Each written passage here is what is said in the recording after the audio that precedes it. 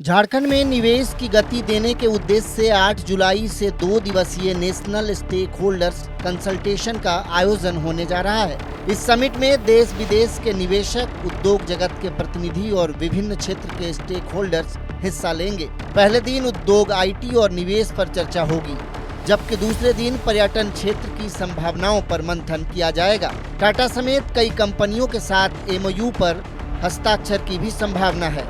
राज्य के पेयजल एवं स्वच्छता मंत्री योगेंद्र प्रसाद महतो ने मुख्यमंत्री के इस पहल को सराहनीय बताते हुए कहा है कि सरकार झारखंड में निवेश लाने के लिए गंभीर प्रयास कर रही है और इसका लाभ राज्य के विकास को मिलेगा। माननीय मुख्यमंत्री जी का दूरदर्शिता का ही परिणाम है कि हर समय लगातार राज्य में रोजगार का सृजन कैसे हो, उद्यमी उद्योग कैसे लगाए, निरंतर प्रयासरत हैं। हम समझते हैं कि जो दिल्ली में जो कार्यक्रम रखा गया हो राज्य के लिए मील का पत्थर साबित होगा और ये एक सुखद परिणाम भी सामने आएगा। आप थोड़ा वक्त लें, देखें कि कई ऐसे उद्योगपति हैं, उद्यमी लोग हैं जो कल उन चेहरों को अब दिखाई पड़ेगा। कई MOU भी होगा।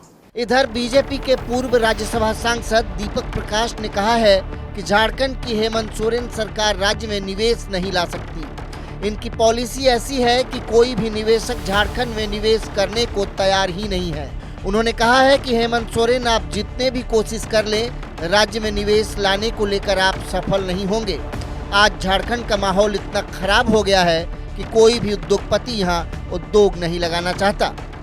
देखिए, मैं बधाई देता हूं, अभिनंदन करना चाहता हूं मुख्यमंत्री जी को कि इसके पहले भी विदेश यात्रा किए थे और विदेश यात्रा के माध्यम से इन्वेस्टमेंट लाने का काम की घोषणा किए थे, लेकिन झारखंड की जनता का सच्चाई का सामना करना पड़ रहा है।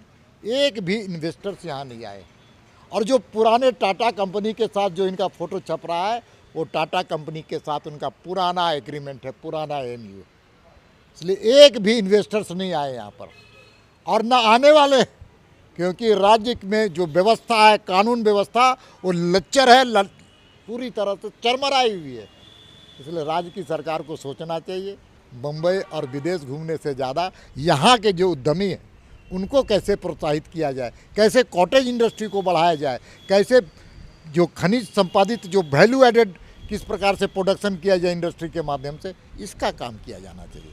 इधर स्वास्थ्य मंत्री इरफान अंसारी ने कहा है कि सरकार का लक्ष्य झारखंड को बेंगलुरु के तर्ज पर IT हब के रूप में विकसित करना है और पर्यटन और उद्योग को नई पहचान दिलाना है। उन्होंने कहा है कि इस पहल पर राजनीति नहीं होनी चाहिए, बल्कि राज्य हित में सभी को इसका समर्थन करना चाहिए। इससे पहले आप कह रहे हैं उपयोग और प्रयोग, दुरुपयोग किया है लोगों ने। यही वो राज्य है जहां बताइए हाथी को उड़ा दिया। क्या हम भूल सकते हैं? क्या नहीं हुआ? कौन सा एक्सपेरिमेंट यहाँ नहीं हुआ? लेकिन यहाँ अब हाथी उड़ेगा नहीं, हाथी स्थापित होगा। सोच बदलेंगे हम लोग। जरूरत पड़ेगी तो हम लोग पॉलिसी चेंज करेंगे, लेकिन हम चाहेंगे कि बिजनेस झारखंड में हो। मान लीजिए 15 साल के बाद यहाँ तो सब कुछ खत्म हो जाएगा, तो फिर गड्ढा रहेगा, तो हम लोग क्या करेंगे उसको? मुख्यमंत्री जी की पीड़ा यही है, हम लोग की पीड़ा यही है, युवा सोच है हम लोग ना। झामुमो के महासचिव मिथिलेश ठाकुर ने भी समिट का स्वागत करते हुए कहा है कि मुख्यमंत्री हेमंत सोरेन झारखंड में विकास, निवेश और रोजगार के नए अवसर सृजित करने की दिशा में लगातार प्रयास कर रहे हैं। उन्होंने कहा है कि बीजेपी इस पर राजनीति नहीं करे। बीजेपी ने कैसे निवेश के नाम पर हाथी उड़ाने का काम किया था, ये सब ने देखा है। बिना केंद्र सरकार के सहयोग के राज्य कभी भी आगे नहीं बढ़ सकता और सबसे बड़ी कमी दिख रही है 2019 से लेकर अभी 2026 तक कि केंद्र सरकार पूरी तरह से झारखंड को उपेक्षित कर रही है, उपेक्षा की दृष्टि से देख रही है। हमारे माननीय मुख्यमंत्री प्रयास में कोई कमी नहीं कर रहे हैं और उसका परिणाम आपको दावोस में भी देखने को मिला। और निश्चित रूप से अगर केंद्र सरकार से जो उम्मीदें हैं, जो अपेक्षाएँ हैं, वो पूरी हों तो यहाँ बहुत असीम संभावनाएं हैं उद्योगों के विस्तार के और यहाँ के औद्योगिकीकरण की। वहीं पर्यटन, कला, संस्कृति, खेल कूद एवं युवा कार्य मंत्री सुदीव्य सोनू ने कहा है कि यह समिट राज्य में निवेश बढ़ाने की दिशा में एक महत्वपूर्ण कदम है। उन्होंने बताया है कि निवेश नीति की समीक्षा के साथ उद्योग और पर्यटन के क्षेत्र में नए निवेश को आकर्षित करने पर विशेष जोर दिया जाएगा।